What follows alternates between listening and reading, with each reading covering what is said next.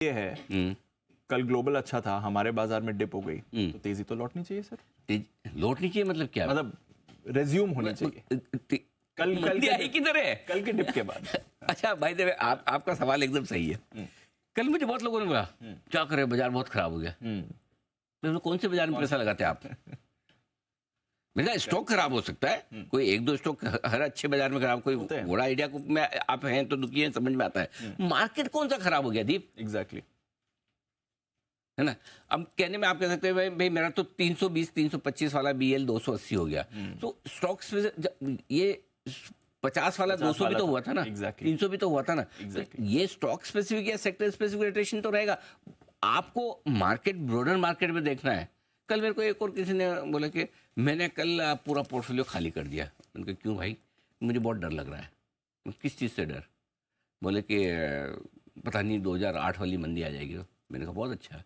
अब ये इस तरह के एक्शन ही तेजी की तरफ बढ़ावा देते हैं। तो आई थिंक मंदी तो आई नहीं, हम हैं ही तेजी में। तेजी है, छोटे मोटे झटके लगेंगे, लगते रहेंगे दीप, इसको कोई नहीं रोक सकता। कोई नहीं रोक सकता। किसी स्टॉक में लगेंगे, किसी सेक्टर में लगेंगे, किसी लार्ज कैप मिड कैप में लगेंगे, ये चलता रहेगा। एक ज़माने में आपके फेवरेट रेलवे डिफेंस, हमने तो बोला भी ना कि अभी यहाँ पे मत लो। करेक्ट, हमने कहा भी ना कि आप शिफ्ट कर लो PSU में भी।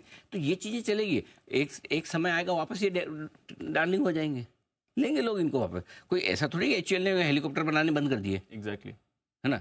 कोई भाव अलग चीज है, कंपनी की परफॉर्मेंस अलग।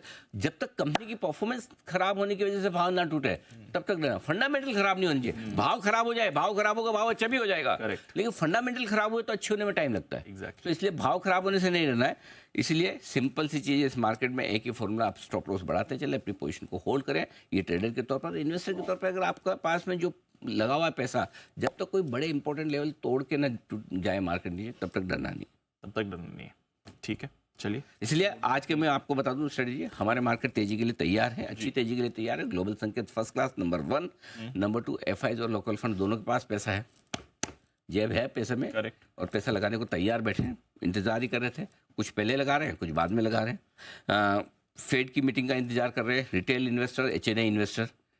जो रिटेल इन्वेस्टर समझदार लोग और HNI इन्वेस्टर डेढ़ शाने लोग, सब जो ज़्यादा होशियार लोग, उन दोनों को ही पैसा लगाना है।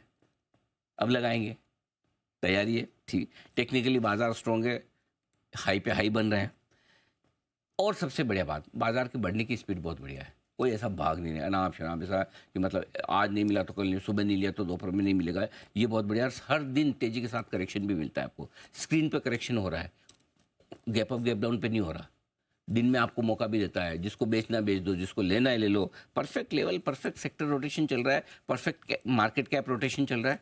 बढ़िया है, कोई दिक्कत नहीं है, इसलिए चिंता की बात नहीं है। चलिए, ट्रेडर्स के लिए क्या एडवाइस रहेगी सर? कुछ नहीं, बढ़िया, बड़ी इवेंट की रिस्क होगी खत्म आपके लिए। ठीक है, अब आपको करनी है खरीदारी, बाय ऑन डिप्स पे रहना है और बड़े ट्रेंड के साथ रहना है। बड़ा ट्रेंड है तेजी का, और इसमें सिंपल सी चीज़ है, तेजी के ट्रेंड को मिस नहीं करना है। और उसका सिंपल फॉर्मूला है, पहले सपोर्ट लेवल से ही खरीदारी शुरू कर दो। ओके, पहले सपोर्ट लेवल से।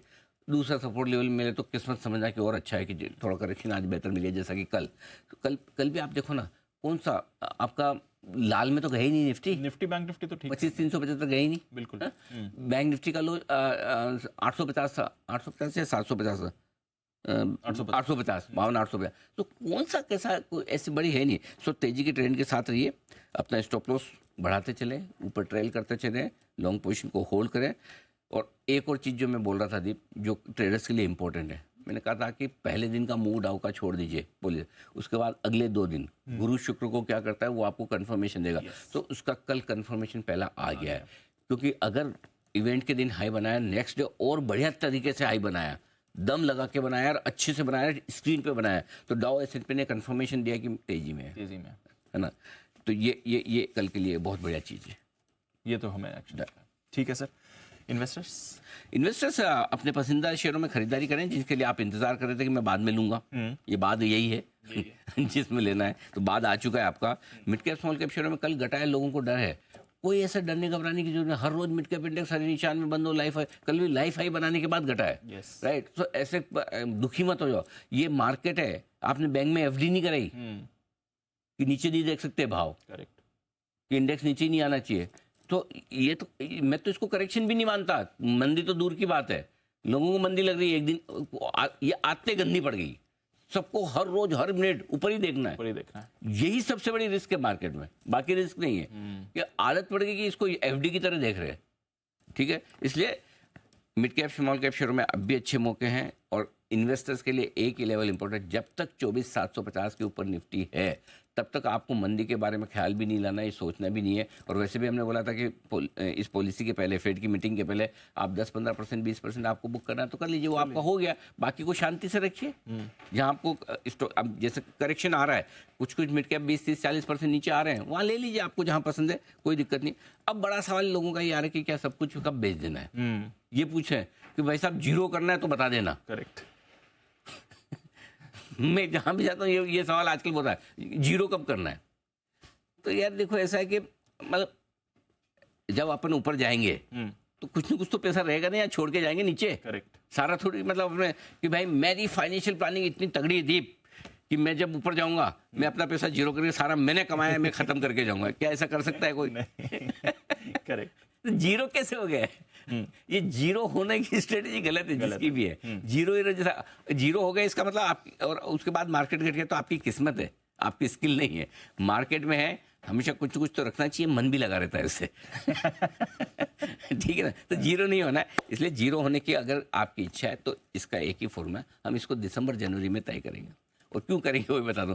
जो लोग 2007-2008 से कंपेयर करें तो मैं बता दूं 2007-2008 में एक चीज़ और हुई थी, जब रेट कट शुरू हुआ तो 3 महीने मार्केट बहुत तेजी से भागे थे। उस समय 3 महीने में निफ्टी ने 26% का रिटर्न दिया था। मैं ये नहीं कह रहा कि अभी 26% देगा या 2007। अगर आप उस फॉर्मूले से ही डर रहे हो तो कम से कम इतना तो दिमाग लगाओ भाई साहब कि अगर उस समय 25, समझो मान लिया कि 2007 में भी सितंबर का महीना था, वही 18 सितंबर थी, वही फेड ने दरें घटाई, उसके बाद 2008 में मार्केट क्रैश कर गया, 40% घट गया, यही डर है ना।